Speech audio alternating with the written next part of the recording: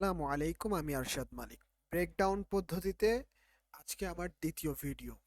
Social media post ডিজাইনের breakdown video তৈরি করে যাচ্ছি প্রতিনিয়ত। দেখলে হয়তো আপনি আপনার ডিজাইন সম্পর্কে এবং বিভিন্নভাবে আপনার ডিজাইনটাকে আরো বেশি উন্নত করতে পারবেন, যেমনটা আমি করতেছি। তো প্রথমে আমি কি করেছি, একটা হোয়াইট ব্যাকগ্রাউন্ড নিয়েছি। দেন পরবর্তীতে আমি একটা ইমেজ নিয়েছি। ইমেজটা হচ্ছে আইস্টক থেকে নেওয়া, আমার যেহেতু অ্যাকাউন্ট আছে, বাট আপনারা এই ধরনের ইমেজ বিভিন্ন ফ্রি ওয়েবসাইট থেকে পেয়ে যাবেন, যেমন pixabay.com, unsplash.com, pixels.com, এইসব ধরনের ওয়েবসাইট থেকে পেয়ে যাবেন। তো আমি দেখলাম যে আমার ছবিটা যুক্ত করার পরে আলোটা, মানে ছবির যে হাইলাইটটা, সেটা হচ্ছে অনেক বেশি, কন্ট্রাস্টটা। সো সেটা আমি কি করব, সেটা আমি রিমুভ করার জন্য আমি এক্সপোজার ব্যবহার করেছি, যার ফলে কি হয়েছে, আমার ছবিটার উপরে একটা আবছা অন্ধকারাচ্ছন্ন একটা ভাব এসেছে। এবং পরবর্তীতে আমি কিছু রেক্টেঙ্গেল ব্যবহার করেছি যা ছবিটার সাথে কন্ট্রাস্ট হওয়ার জন্য। দেন পরবর্তীতে আমি কি করেছি, একটা লেয়ার নিয়েছি। লেয়ার নেওয়ার পরে সেখানে আমি একটা নিউ লেয়ার নিলাম। নেওয়ার পর আমি ব্রাশ সিলেক্ট করে হার্ডনেস জিরোতে রেখে আমি দুইটা ট্যাপ করলাম, এখানে একটা এখানে একটা। তারপরে আমি কি করলাম, ব্লেন্ড মোডটাকে লিনিয়ার ডচে করে দিয়েছি। তো পরবর্তীতে আমি কি করলাম, একটা শেপ অ্যাড করেছি।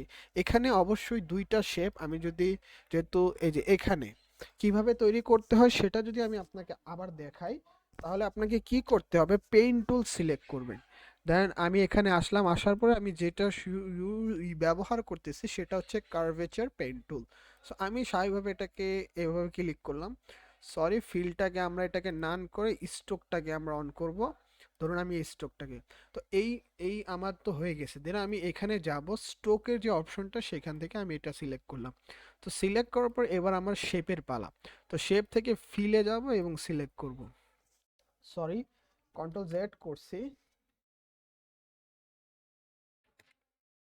তো এখান থেকে ফিলটাকে আমি নান করে দিলাম। নান করে দিয়ে এখন আমি একটা শেপ ড্র করব। ধরেন এই শেপটা ড্রপ করলাম, হ্যাঁ, ড্র করে দেওয়ার পরে এখান থেকে এবার স্ট্রোকটাকে আমি নান করব। এবার আমার ফিলটা দরকার, তো আমি ফিলটাকে নিলাম। নেওয়ার পরে স্বাভাবিকভাবে এটাকে আমরা কি করব, রোটেট করে দিতে পারি। ধরুন আমি এটাকে রোটেট করে দেন হচ্ছে, হ্যাঁ, এবার হচ্ছে আমার সেম টু সেম হয়ে গেছে। তো ঠিক যেভাবে আমরা এখানে ব্যবহার করেছি।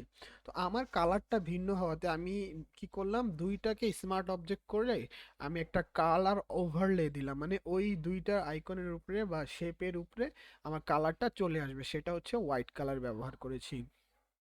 পরবর্তীতে আমি যদি আসি, পরবর্তীতে হচ্ছে যে আমাদের মেইন টেক্সটের ক্ষেত্রে প্রথমে আমি যুক্ত করেছি সেভ টাইম সেভ মানি।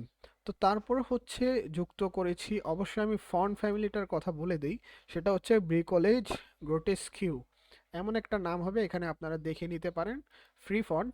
তারপর হচ্ছে আমি প্যারাগ্রাফ নিয়েছি। নেওয়ার পরে এবার হচ্ছে আমার বটম টেক্সটের পালা। তো আমি অ্যাজ ইউজুয়াল যেটা করি, প্রথম হচ্ছে আমি একটা শেপ নিয়েছি, তারপর নিয়েছি কলের একটা আইকন, তারপর লেখা, তারপর আবার শেপ, তারপর হচ্ছে মেসেজের আইকন, তারপর হচ্ছে আমার জিমেইলটা দেওয়ার পরে শেষে হচ্ছে যে আমাদের লোগো নাই, এবার আমরা লোগো ব্যবহার করি নাই। সো এবার হচ্ছে আমি ভেক্টরে যাব, এটা হচ্ছে আমার লোগো। এবং আমি একটা কি করলাম, লেখা যুক্ত করলাম লোগোর নিচে। এগুলো যখন ক্লায়েন্টের হবে তখন আপনি ক্লায়েন্টের অনুযায়ী লোগো অনুযায়ী ডিজাইনটা করবেন। তবে আপনাদেরকে একটা ধারণা হচ্ছে যে ডিজাইনগুলো কিভাবে তৈরি করা হয়।